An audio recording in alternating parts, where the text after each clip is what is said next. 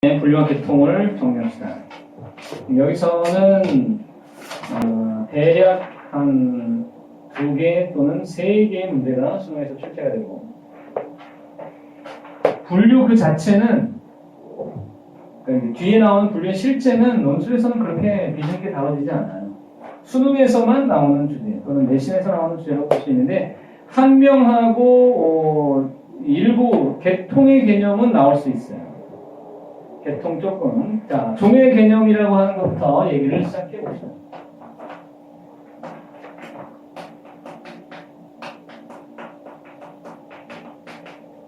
분류라고 하는 것의 기본 단위가 바로 종인데,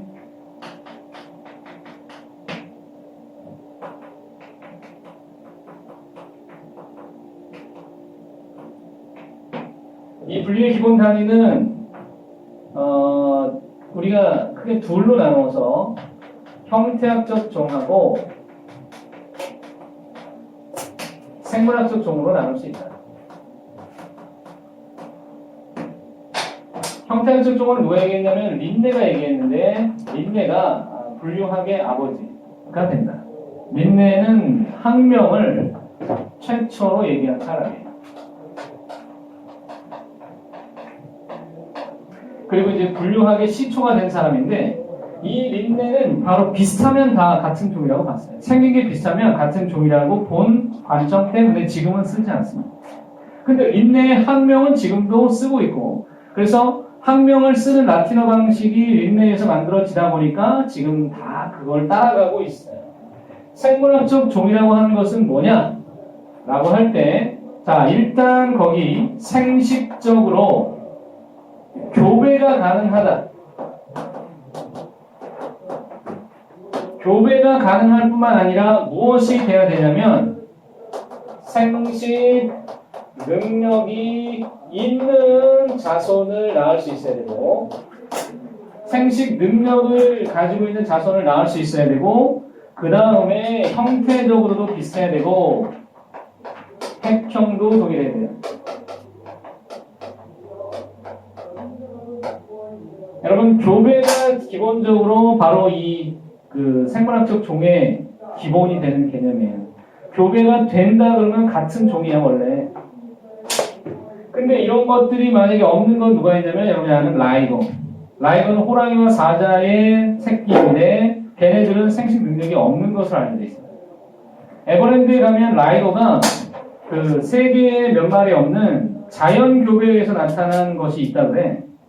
뭐 별로 그렇게 중요한 건 아니야. 그냥 그럴 수도 있는 거죠. 걔네들은 왜냐면 사자, 호랑이가 같은 지역에 있다 보니까 관심이 간 거죠. 왜 특이한 걸 좋아하는 사람도 있잖아요. 특이한 걸 좋아하는 호랑이가 사자가 있을 수도 있잖아요. 근데 교배가 됐다는 건 뭐냐면 새끼를 낳을 수 있었다는 건데, 그 새끼인 라이거가 생식 능력이 없는 것으로는 알려져 있는데, 또 어딘가에서 라이거가 새끼를 낳았다는 소문도 있다고. 그런데 그럼 뭡니까? 종이 바뀌는 겁니까? 라고 할 때 일반적으로 보편적으로 계속해서 종을 낳고 새끼를 낳고 그래야 한 종으로 인정받지, 한 번 우연히 낳았다고 근데 전설 속에서 뭐 이러면 그건 종으로 인정하기 어렵다는 거야. 보편적 종을 우리가 알고 있는 것을 하면 돼. 그걸 굳이 라이거를 느냐 마냐를 가지고 고민할 필요가 없어요. 수능에 라이거를 딱 그러고, 야, 종이 아니야, 너 이거 최신 소식 들었어 못 들었어, 그 전설 들었어 못 들었어 라고 문제 낼 리가 없으니까 그런 거 제발 걱정하지 마. 뭐 이상한데 그 비트가 꽂힌 애들이 있어. 그렇게 나오면 제가 어디서 봤는데요, 라이거가 새끼를 낳았대요. 그럼 어떻게 되는 겁니까? 학교에서 얘기하지 않은 거니까 그런 거를 걱정할 필요가 없어요. 그 다음에 분류의 기본 단위라는 게 있죠. 그 단계가 있는데,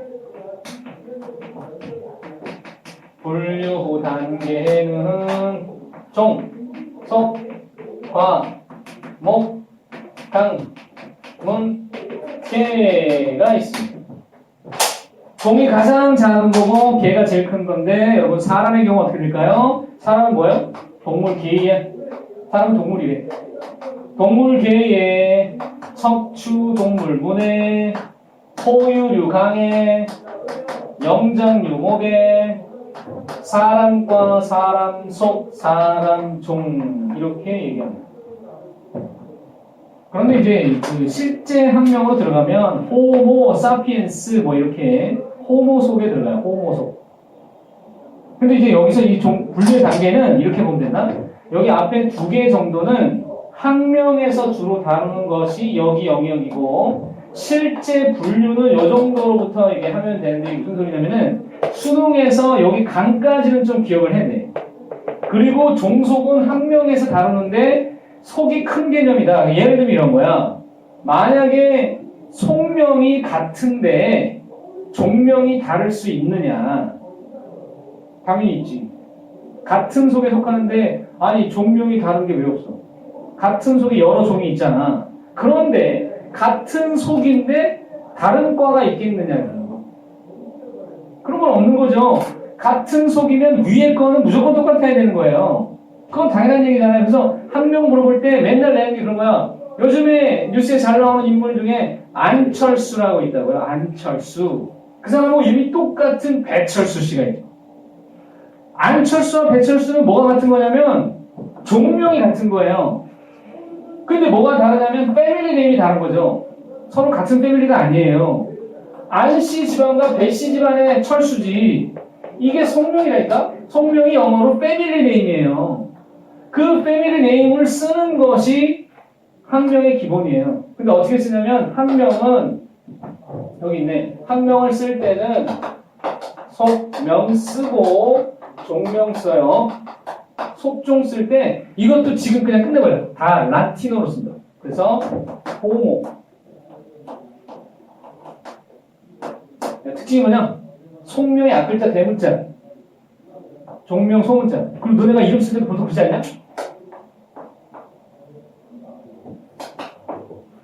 앞에 오고 쓰 아니야? 왜 이렇게 쓰나? 이렇게 소문자로? 이게 대문자야. 아닌가? 아니, 없지. 근데 어쨌든 첫 글자 대문자 쓰는 건 왠지 느낌상 그래야 될 것 같잖아. 그리고 이태릭시야 이거. 이태릭시의 특징이 뭐야? 기울여 쓰는 거. 그래서 어떻게 쓰느냐면 학명 쓸 때는 몸을 기울여 쓰면 되는 게 몸을 기울여 쓰면 된다. 학명을 쓸 때는 몸을 기울여 쓰고 여기다가 끝에다 뭘 쓰냐면 원래 명명자를 붙이는데 명명자가 무슨 얘기냐면 이름을 붙인 사람. 이름을 명한 사람인데 이건 정자체로 써서 닉네임. 근데 얘네들 생략 가능한 거야. 언제나 명명자는 생략 가능하다잉. 너네 이름을 누가 지어줬어요? 이름 누가 지었는지 알아? 각자 이름들 누가 지었는지 알아? 장명소. 그럴 때 이제 뭐지? 자기 이름이 허성은 얘기하고 장명소. 장명소가 지어졌다. 장명소 이름을 거기다 뒤에 붙이는데 보통 생략.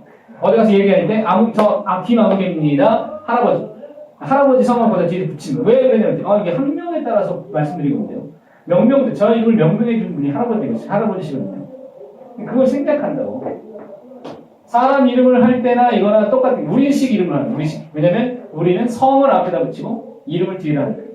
학명 볼 때 숙명, 종명인데 이거는 이명법이고 삼명법이 있어. 삼명법은 어떻게 하는 거냐면 종소명이라고 하는데 그냥 종명을 종소명이라고 부르는 거야. 아종 붙여, 아종. 아종은 뭘 들어가냐면 지리적 분포. 대표를 한번 볼게요. 펠리스, 티그리스, 오렌시스, 브라스.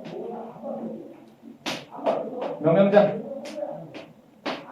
자, 속, 종, 아종, 명명자에서 펠리스, 티그리스까지가 속종명이고 여기는 코리안스, 즉 한국산 호랑이.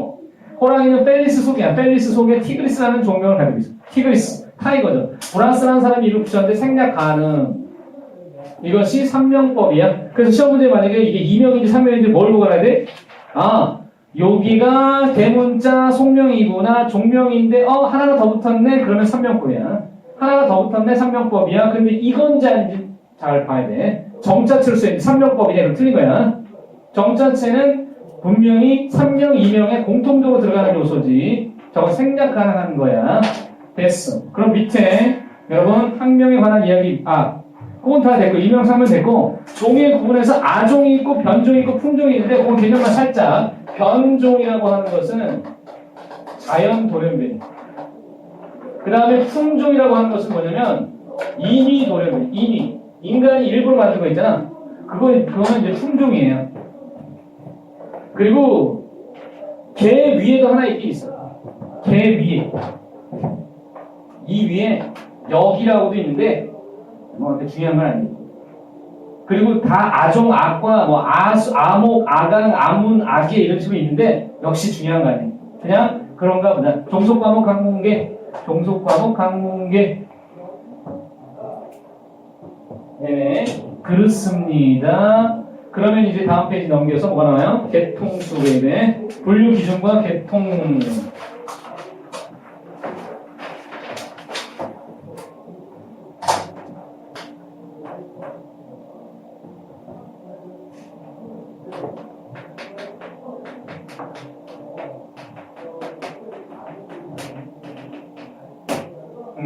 항상 요 기준이 실제, 그러니까 분류 실제로 들어가면 요 기준이 제일 중요해요. 기준을 잘 알고 특징을 알고 실제 사례들을 배우는 게 분류의 실제에서 할 일이에요. 근데 분류를 우리가 방법을 나눠보면은 두 가지로 볼 수가 있는데 하나가 인위 분류고 또 하나가 자연 분류야. 근데 인위 분류는 인간 생활을 기점으로 뭐 얘기를 하거나 인간 생활에 유익하거나 안 유익하거나 또는 그들의 식생이라든가 서식지라든가 뭐 서식이 포함되니까 그런 것들에 의해서 되는 거야. 그러니까 이거는 자연적인 분류법인 생물학적 분류가 아니에요. 약용이냐 식용이냐 수종이냐 육식이냐 이런 것들을 나눈다는 건 인위 분류법으로서 시험에 안 나와요. 근데 여러분이 인위 분류 중에 유익한 게 있다면 나중에 공부해보는 것도 괜찮지. 그러니까 사실 대학교 1학년 때 뭘 하는 게 바람직하냐면 딱 들어가자마자 이것저것 막 동아리 뭐 하는 것도 좋은데 연애하는 것도 좋은데 그런 거 있잖아. 식물 분류를 이번 1학년 때 동안 내가 좀 끝내야 되겠다. 약용 식물에 대해서 그냥 관심이 있는 거지. 아니 전공이 물론 이제 뭐 생물학이다. 그럼 좋잖아. 관심이 있었으니까. 그래가지고 그거 분류를 끝내놓는 거지. 공부를 그렇게 하는 거예요. 아무도 안 알려줘요. 인위 분류를 누가 알려줘? 대학에서 인위 분류하는 사람 별로 없어. 근데 내가 본 프로그램이 있는데 영국에서 제작한 어떤 프로그램을 옛날에 본 적이 있는데 과학자들 몇 명이 각기 다른 분야에 있는 사람들이 무인도에 가서 생존하는 그런 프로그램이었어. 그래가지고 어떤 사람은 그러니까 아무런 그 통신 장비가 없으니까 스스로 통신 장비를 만들어. 거기 있는 섬의 재료를 가지고 또 식물학자가 있었는데 그 여자 식물학자는 진짜 식물에 대해서 잘 아는 거야. 그래가지고 이 나무 저 나무 특징들을 정확하게 아는 거야. 그래서 약이 되는 거 뭐가 되는 거 다 알고 어떤 사람이 다치니까 그 식물을 해놓은 거야. 그 드라마에 나온 법한 그런 얘기 막 붙이고 나아질 겁니다. 뭐 이렇게 하고 이거 먹으면 뭐 심리적으로 안정될 겁니다. 뭐 이런 거. 근데 그 박사가 알고 있었던 게 정말 어마어마한 내용들이었어. 그래서 와 저게 진짜다. 공부를 하면 저렇게 해야 되는데 서울대생들 식물학 전공하는 애한테 물어봐. 나무에 대해서 얼마나 아니? 아마 걔 그렇게 대답할지 몰라요. 지금 P2 준비 중이라서 잘 모릅니다.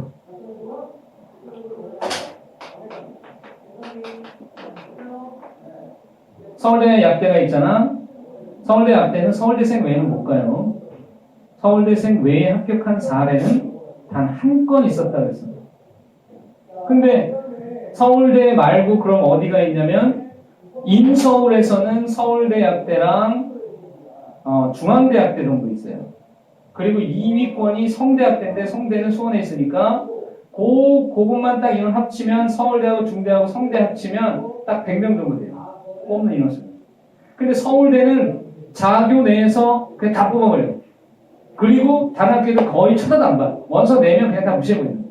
그리고 전국에서 P2 1등 정도 해도 만약에 학교가 출신 학교가 서울대가 아니다. 서울대학대 못 가요.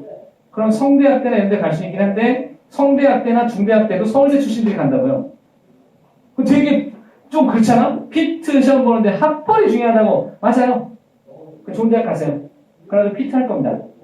안타까운 사례는 고대 생명과학과 다니는 그 실장님 딸, 여기 실장님 말고 저쪽 평촌의 실장님 딸이 고대 생명과 다니다가 못하겠다, 못해먹겠다. 생명과학과 이제 비전이 없다. 그래가지고 얘가 이제 P2 생각을 한 거야. 그래서 엄마가 전부 알아보고 다니는 거야. 애는 뭔지 직원분인데 지가 알아보고 엄마 시킨 거지. 그런데 그 실장이 물어봤던 것도 그거야. 하교 학생이 서울대 약대에 갈 수 있습니까? 그 시간이 잘 몰랐는데 거의 없어. 이대에서 예를 들어 서울대 약대에 간 사례가 있었다는 전설이 전해질 뿐 실제 사례는 없어. 원서에서부터 탈락하는 게 정설이에요. 그러니까 여러분이 나중에 대학 가서 약대를 가려고 할 때 다시 한번 생각해보면 약대 가서 만약에 식물에서 뭘 추출해가지고 약을 만들겠다고 할 때 꼭 약대 안 갔대. 생명과학까지 할 수 있어. 화학을 잘하면 돼. 그 전공이 안 해도 된다고. 제약 안 해도 된다고. 제약 공부를 네가 하면 되잖아. 대신에 누가 약이 될 수 있는지 그 리스트를 알아야 돼. 그 공부는 네가 해야 돼. 약대 가서 가르쳐주는 게 아니라고. 예를 들어 약대 교수가 이런 것들이 이제 앞으로 신약이 될 재료들이란다. 그 교수가 이미 다 했지. 그걸 학생들한테 알려줄 거가 아니고 절대로 그건 아무도 몰라. 그걸 아는 교수였다면 그거 안 하고 지가 사업 차리죠. 여러분이 찾아내야 된다는 얘기야. 그런데 배경 지식을 꼭 약대 가서 배우려고 한다는 게 난 답답하다는 거야. 혼자 해. 책 보고 혼자 찾는 게 맞아요. 리스트를 쫙 보는데 문제는 그 분류에서 뭐가 진짜 약이 될까를 찾아내는 공부를 하면 되죠. 달달 외우는 것만이 아닌 왠지 느낌이 얘다. 또는 독초를 찾아도 약을 얻을 수 있어요. 자연불법의 기준이 뭐예요? 봐봐. 자연불법의 기준이 뭐냐면 생물 상호 간에 유연관계. 말이 어렵지. 또 뭐라고? 진화적 개통. 사실은 그런데 여러분 이 말이에요. 유연관계가 개통이에요. 다시 한번 볼까요? 뿅, 뿅. 잘 봐요. 바로 밑에 그림이 있기도 한데 이 그림을 두 개로 나눠라. 크게 두 무리로 나눠라. 그럼 어떻게 하냐면 밑에서부터 따지는 거예요. 그래서 이렇게와 이렇게 따지는 건데 그때 우리는 얘와 얘가 유연관계가 가깝다. 진화적으로 유사하다. 그렇게 봐요. 더 가깝다. 유연관계는 가깝다라는 말을 써요. 그게 개통상에서 나타나요. 이 그림이 개통수인데 개통은 뭐냐면 조상을 밝혀내는 거야. 그 뿌리를 밝히는 거야.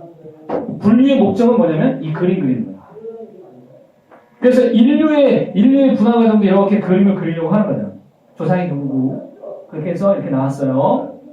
다 그런 거예요. 그럼 나중에 진화는 완성될 때 어떻게 돼? 최초 원시 생명체 다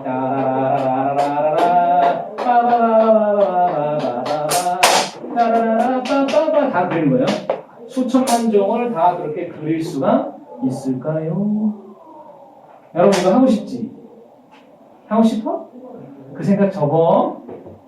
당장 접어. 하지 마. 근데 뭐는 해? 식물 분류, 균 분류 따로따로 해.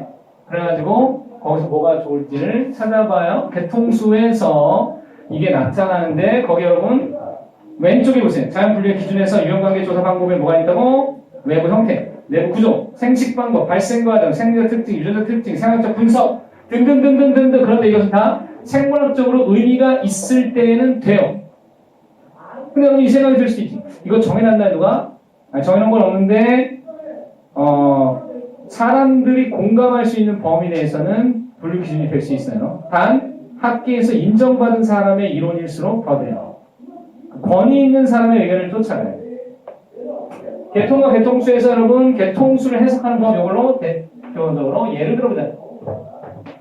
가라 나다. 지금 여기서 갈라진 부분마다 뭐가 있었다고 본다고? 갈라진 것이 바로 분화. 근데 분화 시기가 A시기, B시기, C시기 중에 누가 오래됐느냐? 이게 시간적 흐름이에요. 이건 공통 조상의 개념이고 그러면 우리가 첫 번째 알 수 있는 사실 하나 이건 다 뭐야? 가라나다는 다 종배이래. 맨 위에는 종을 쓴다. 그리고 분화 시기가 표현된다. 공통 조상의 특성이 있을 것이다. and 자, and 이걸 한번 보세요. 이것도 크게 두 무리로 나누면 어떻게 된다고? 크게 두 무리로. 항상 이건 주목해. 크게 두 무리로 나눠봐. 무리짓기, 짝짓기 이렇게 나누는 거. 왜? 밑에서부터 한 거다. 그러면 가와 라가 유형관계에 가까운 이유를 설명해야 되는데 특징의 유사성이 있다는 얘기야. 특징의 유사성을 이거를 딱 특징, 기 특징, 아니 이거 니은 특징, 기억 특징, 디귿 특징, and 리을 특징. 자, 기억 특징은 누가 갖고 있니? 라고 물었을 때 가라나다 모두 다. 니은 누가 갖고 있니? 가라 리을은 나만. 디귿은 나다. 특징들이 나타나잖아요. 이때 우리가 쓰는 방식을 바로 검색표라고 해요. 그 검색표는 이분법적 질문이야. 그럼 내가 이분법적 질문 던져볼게요. 여러분은 지금 수능을 준비하십니까? Yes, No. 그런데 수능을 준비 안 하고 이 수업을 들어요? 있어! 그건 뭐냐면 내신이요. 예. 이게 첫 번째, 수능을 준비하시나요? Yes. No. 수능을 준비하지 않나요?에서 질문을 또 던지지. 그러면, 논술을 준비하시나요? Yes, No. No. 그것은 only 내신으로만 갑니다. 그 길을 택한 건 yes or no. 그리고 여기서 수능을 준비하시나요? 에서 다시 들어가서 거기서 내신이 좋은가요? 내신이 좋은가요? 아니요. 내신이 안 좋으면 그럼 논술을 준비하시나요? yes or no. 뭐 이렇게 된 거지. 그럼 가지가 갈라지는 거야. 항상 검색표는 이 개통수를 그리는데 가장 좋은 방법이야. 여러분도 똑같아. 지금 길을 정할 때 내가 어느 쪽으로 가야 되는가를 이분법, 즉 검색표를 하는 거, 분류, 클래시파이를 하면 돼. 난 어느 길로 가야 되지? 그것은 질문을 던질 때가 항상 가래길이 이렇게 나타났을 때 여러분이 걱정은 뭔지 가래길이요? 많아요. 이게 착각이에요. 보통 여기서도 잘 들여다보면 이게 그러니까 분화가 여기도 시기가 약간 다르다? 약간의 차이가 있어요. 그래서 두 가지 중에 하나를 택해도 돼요. 이렇게 다갈래로 가는 경우는 별로 없어. 내신은 기본적으로 깔고 가야 되는데 이제 3학년 1학기 중간고사를 보고 나면 애들이 이제 마음이 갈리고 이제 끝났다.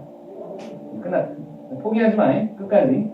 어떤 경우에도 포기를 하면 안 돼. 끝까지 최선을 다하면 좋은 일이 생겨요. 그리고 이제 그런 애들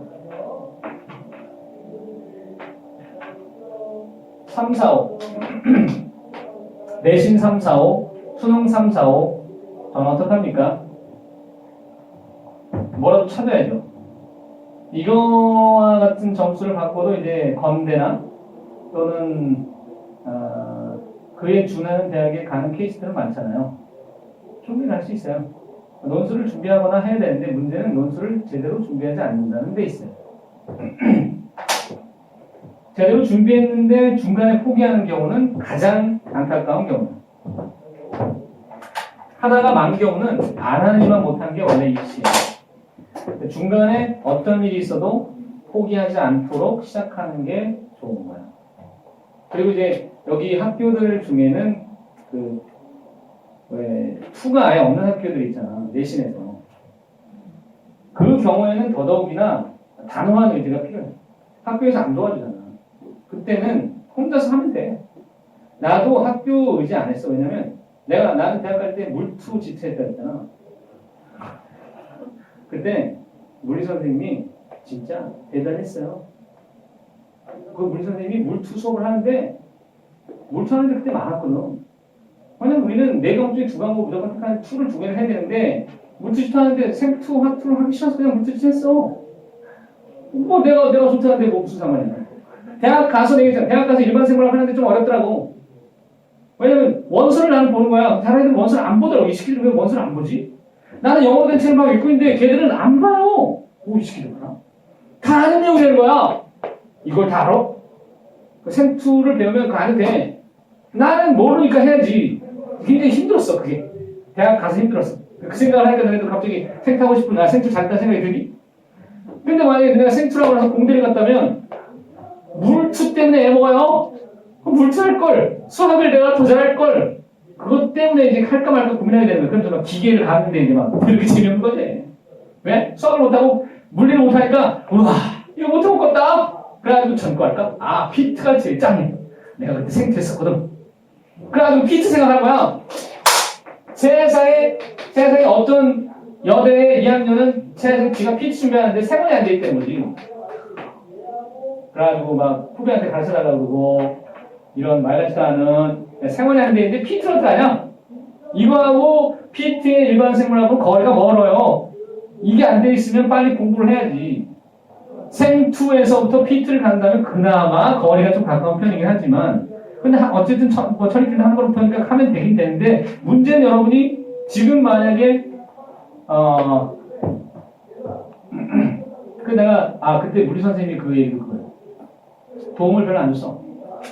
와가지고 수업 시간에 소락뛰면 버럭버럭 치고 우리가 아무것도 잘못 안 했어. 근데 갑자기 수업하시다가 소락뛰기를 치면서 막 그 뭐라고 하는지 잘 모르는 막 혼자 흥분을 해가지고 막 야단을 치는 거야. 우리가 뭘 잘못했지 다들 어안이 벙벙해서 있는데 선생님 그러다가 그냥 이러고 있잖아. 이런 기분에 수업할 수 없어. 그러고 나가는 그런 형국이었어.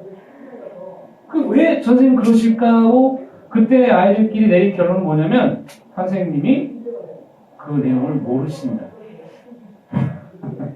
아이가 물투 내용이 좀 어려운 게 있었을 때 마다 그러셨대요. 그래서 설명하다 막혀서 선생님이 화가 납니다. 이해해. 그 선생님이 물리 전공이 아니라는 소문이 파다했기 때문에 이해했어. 그래서 그냥 혼자 했어. 그래서 어쨌든 했어. 대학 갔잖아. 급했지. 물투 지투 그때 할 때 막 그거 천구 막 적경 적이 그냥 다 했다. 그거 진짜 잘했었다. 심지어 막 암석에 왜 그 지층 경사 갖고 하고 그것도 다 했었다. 이야 씨. 지금 별로 기억도 안 나. 천구에 적경 적이 할 때 막 이렇게 막 팔 들고 막 이렇게 하고 뭐 이거 찾고 막 이거 야 씨. 한때는 그런 걸 좋아했었던 시절도 있었지. 그리고 생물이 관심이 없었던 내가 대학 가서 공부해보니 재미가 없더라고. 근데 하다 보니 재미가 생기대. 하다 보니 재밌었어요. 지금은 생물이 재밌어요. 무엇보다 재미있고 그리고 여기는 할 게 많아요. 그건 내가 진심으로 하는 얘기예요. 이건 재밌는 거였고 처음부터 재밌는 거였어요. 그 내가 아예 싫었던 건 아니야. 그냥 대학 가기 위해서 물투지투를 하겠다. 나는 원래 물리도 관심이 있었거든. 물리도 좋아했고 화학도 좋아했고 지구학도 좋아했는데 나중에 대학 가보니까 지구학은 별거 없었고 생물학도 좋아했고 다 좋아했어요. 그래서 결론은 내신에서 만약에 생투가 없다. 그러면 혼자 묵묵히 길을 가면 됩니다. 아무 상관없어요. 학교 도움 안 받아도 되긴 되는데 그럴수록 의지가 강해요. 대신에 쉬면 안 돼요. 그러니까 쉼 없이 가야 되는 게 중요한 거예요. 공부를 할 때 쉬게 되면 여러분이 한 2주만 쉬어도 감각이 떨어진 일이 발생할 수 있다는 거예요. 200페이지 자 개통수 작성의 1번 문제 보세요. 특징 특징 가는 다 있어요. A, B, C, D. 그 걔는 여기 있는 거예요. 가 특징. 그 다음에 나 특징은 A, B, C와 D를 나눕니다. 그러면 이쪽으로 A, B, C를 보내버리고 이쪽으로 D를 보낸다고 생각하면 돼요. 그게 무엇에 의해서 구별됐냐면 나 특징이 여기 그 다음에 이쪽이 다 특징이 되는 거예요. 작년에 이 문제가 시험에 나왔었기 때문에 하는 얘기예요. 자 그렇다면 이제 대통수에서 A, B가 갖고 있는 특징 A, B가 갖고 있는 특징은 뭐냐면 거기서 라가 됩니다. 라. 따라서 라로 올라오게 되면 A, B가 있어야 되는데 그럼 A, B를 이쪽에다 두고 여기다가 라라고 표현한 다음에 그리고 나서 C는 라가 없기 때문에 이쪽에서 뻗어서 올라가면 C가 되고 C만 갖고 있는 특징은 그러니까 A, B가 없는데 C만 갖고 있는 건 여기에는 나타나 있지 않아요.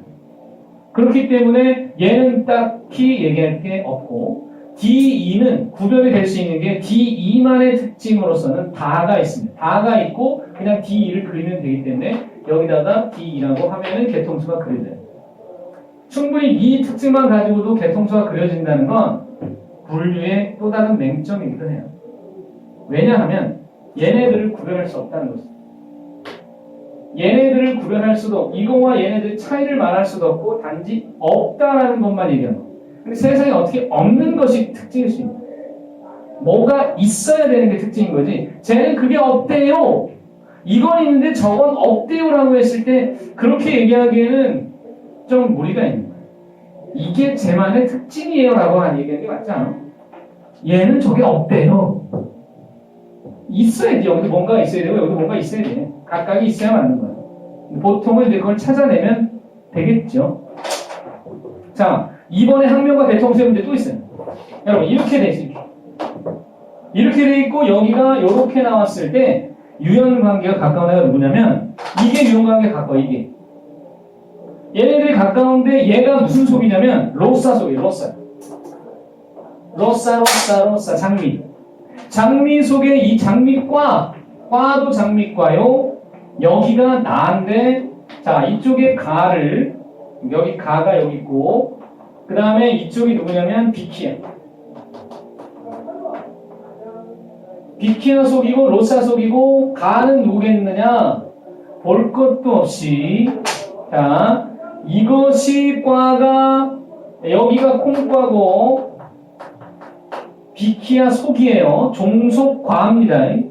속이 비키아인 경우 얘네들이 한 통 속일 가능성이 많아요. 다시 말해서 이게 콩과면 여기 전체가 이과입니다. 이과. 즉 장미과일 가능성이 많은 것이죠. 그런데 가와 얘는 뭐까지 같아? 속까지 같아서 가가 로사 속이 돼야 할 것으로 예상하십니다. 그럼 얘는 뭐냐? 나는 최소한 로사 속은 아니어야 돼. 얘는 로사는 아니. 왜? 만약에 로사였으면 어떻게 나오냐면 여기에 들어가요. 이쪽에. 로사는 아니고 그럼 뭐냐? 콩과에 속하는 다른 애.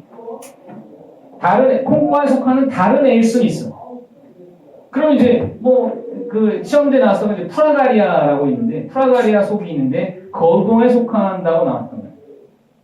그러면 적어도 가가 로사인 건 확실하고 얘는 로사가 아닌 것이 확실한 거예요. 그럼 얘는 비키아지. 그 과도 다르지. 그래서 크게 두 물이 나오니까 얘랑 나머지 그렇게 됩니다. 필수 이제 3번은 중요한 거예요. 근데 이 문제를 푸는 방법을 알려주겠습니다. 필수 이제 3번은 거기 염기 서열이 다르잖아. 이거를 이렇게 찾아야 돼.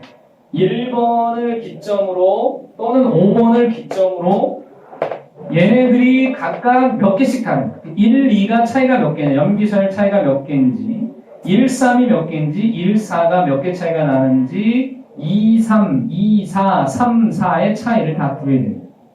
그래서 유형관계를 찾아서 개통수를 그린 후에 어떤 변화가 나타났기에 각각의 변화가 그 개통이 그려질 수 있었는가를 일일이 다 찾아야 돼요. 여러분 이 문제가 상당히 귀찮은 거예요. 풀 수는 있는데 귀찮다. 그래서 이제 방법은 뭐라고요? 1, 2의 염기서열 차이, 1, 3 차이, 1, 4 차이, 2, 3 차이, 2, 4 차이, 3, 4 차이를 다 구해서 누가 제일 유형관계 가까우냐는 걸 얘기할 때는 차이가 적을수록 유형관계에 가까운 것이다. 염기서열의 차이가 적을수록 유형관계에 가까운 것이다. 그렇게 해서 가나 다라가 기억니은 1, 2, 3, 4 중에 어디에 대응되는지 찾아야 돼. 이해하겠어요? 그리고 누가 어디서 치환됐을 때 뭐가 나오는지도 그러면 이제 개통수를 보면 나와요. 이건 여러분이 직접 연습을 해보시고 네? 직접 여러분이 각자 연습해보시고 우리는 이제 201페이지 분류의 실제로 들어갑니다.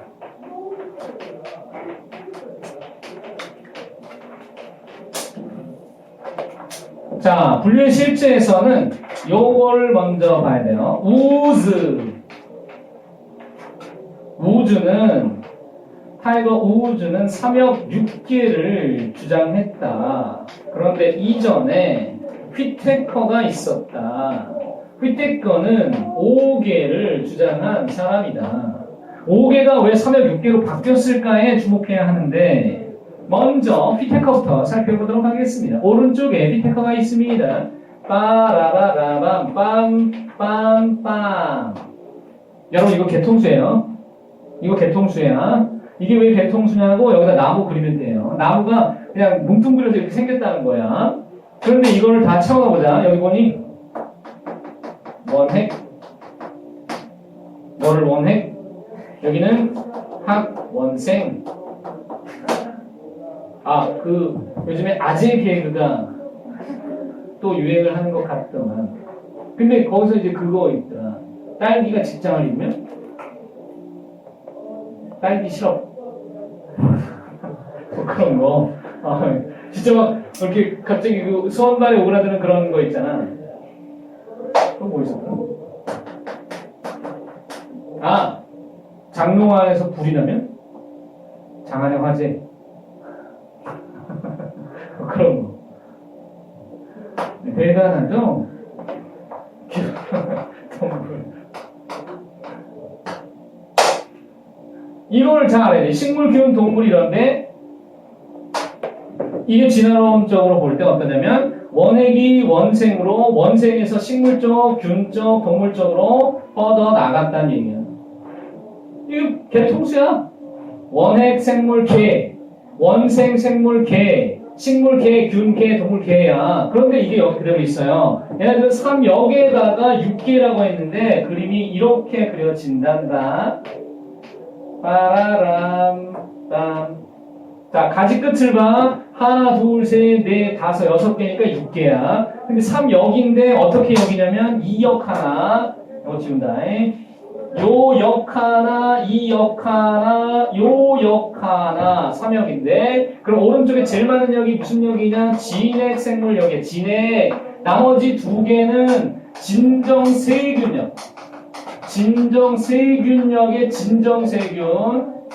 그 다음에 고세균역의 고세균. 고세균역이야. 고세균역의 고세균. 개. 진정세균역의 진정세균 개. 여기는 식물개, 균개, 동물개. 이거 똑같아. 여기는 원생. 됐니? 식물, 기운, 동물은 똑같지. 식물, 기운, 동물, 식물, 기운, 동물, 원생. 식물, 기운, 동물, 원생. 원핵, 원핵, 원핵, 원핵, 원핵, 원핵, 진핵, 원핵, 진핵. 원핵, 원핵, 원핵, 원핵. 진핵, 진핵. 3역 6개 중에 특징이 뭐냐면 고세균, 고세균, 고세균. 고세균은 극한 환경에 사는 애들인데 얘가 여기에 속한다는 건 봐봐. 딱 느낌이 오지? 고세균은 누구랑 가까워? 진정세균에 가까운 게 아니라 여기에 가까워. 여기에. 왜? 이거 봐, 이봐, 이봐, 이봐. 이쪽으로 왔잖아요. 같은 라인에 있잖아요. 그러니까 고세균은 되게 너 누구니? 이렇게 생각해. 그래서 얘를 잘 냈어요. 야, 너 왜, 너 어디 속하니? 너 어디 속하니? 우주는 이렇게 주장한 거예요. 왜? 고세균이 오히려 진핵생물 쪽에 가깝다는. 그러니까 무엇을 깨버린 거냐면 옛날에 20, 30년 전에 어떻게 했냐면 고세균이 진정세균이 됐다고 봤거든. 근데 아무리 봐도 고세균이 진정세균이 됐다는 근거도 없거니와 이렇게 되면 말이 안 맞아. 분자생물학적으로 이게 거꾸로 돼 있다는 거야. 아니 그 얘가 상관관계 별로 없다는 거지. 오히려 이 고세균에서 진핵생물 쪽으로 파생되는 게 특징이 얘네들이 인간관계에 있기 때문에 이쪽에다 둔 거예요. 그거는 굉장히 큰 변화죠. 그래서 얘를 잘 물어봤다고. 초창기 때. 2014년도나 이럴 때 이걸 계속해서 물어봤는데 지금이라고 못 낼 거 없어. 고세균 어디 속하니? 고세균 어디 속하니? 여기요. 여기요. 여기요. 여기요. 항상 여기요. 고세균 어딨니? 고세균이 누구냐?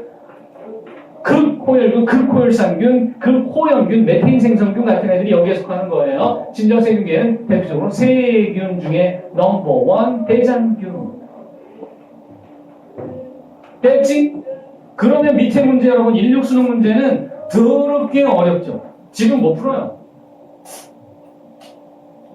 근데 어떻게 하는지 그냥 우리가 개요만 살펴보겠습니다. 이게 분류의 실제 문제거든요. 자, 그렇다고 너무 쫄지 마. 지금 여기 이렇게 딱 있는데 이거 하나 더 질문.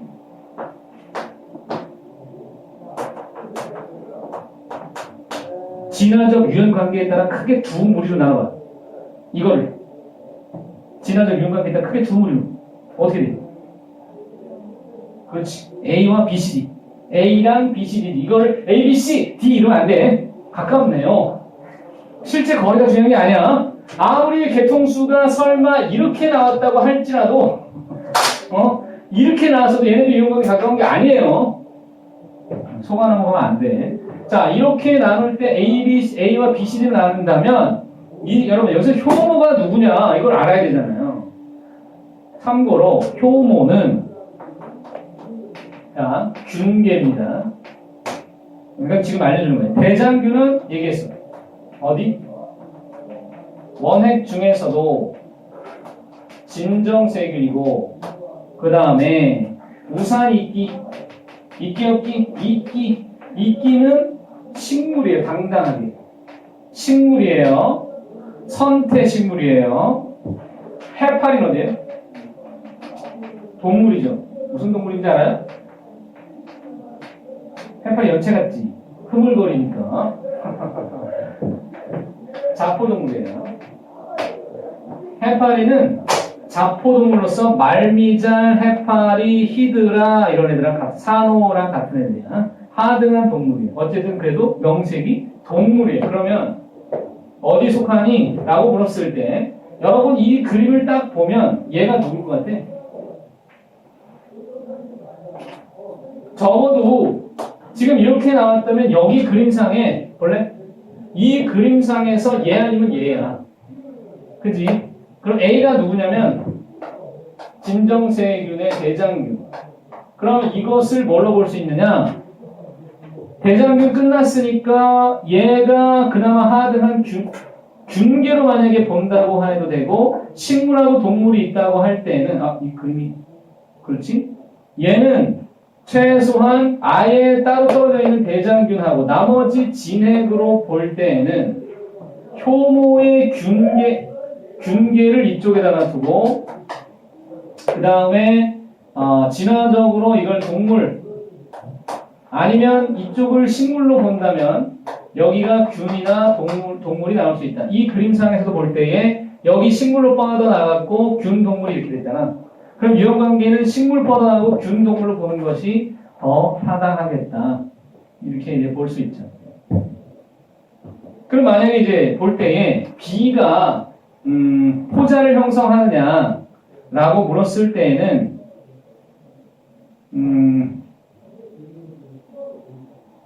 이것이 여기서 포자를 형성할 수 있는 놈은 두 가지가 있어요.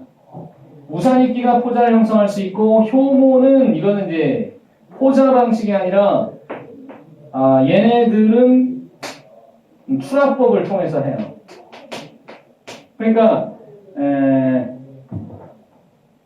B가 만약에 포자를 형성한다고 했으면 식물일 경우에 우산이끼가 된다면 이건 포자 형성이 맞고 그 다음에 C와 D가 모두 종속여행 생물이다라고 할 때 균이나 동물은 마찬가지로 될 수 있다 이렇게 되고 그 다음에 A와 B는 모두 단세포냐에 대해서 A는 단세포인데 우산이끼는 단세포는 아니죠.